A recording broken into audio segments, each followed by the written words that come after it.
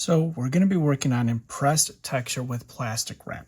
This is a pretty fun texture, and when we talk about plastic wrap, a couple things. Yes, you could use like saran wrap, which is really clear, which is kind of good because then you could actually manipulate the paint underneath it.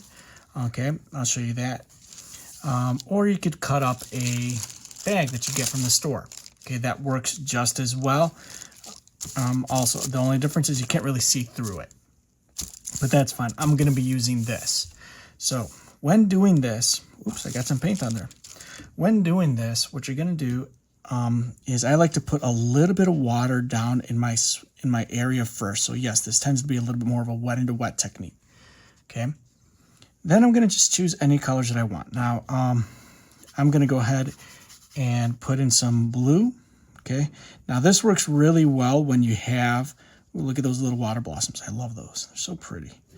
Okay. Now this works really well when you have pretty charged up color. Now what I mean by that is just like that. See how it's kind of thick in there in some areas and light in some others? Yeah, that's how this is going to work really well. All right. Now to do this, just to learn the technique, all I'm going to do is kind of crumple up my my saran wrap or my plastic wrap, right? What I'm going to do is I'm going to impress it into the paper, and then I'm going to put some weight on it, okay? And just like that, and then I'm going to leave it alone for a few minutes. As this is drying, I'm going to go ahead and work on another technique. So let's see what happened.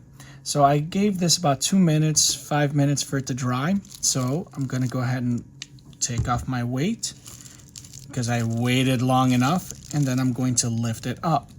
Notice how it starts to create these very organic shapes. This is pretty good for when you're doing mountain texture, cloth texture, and whatnot.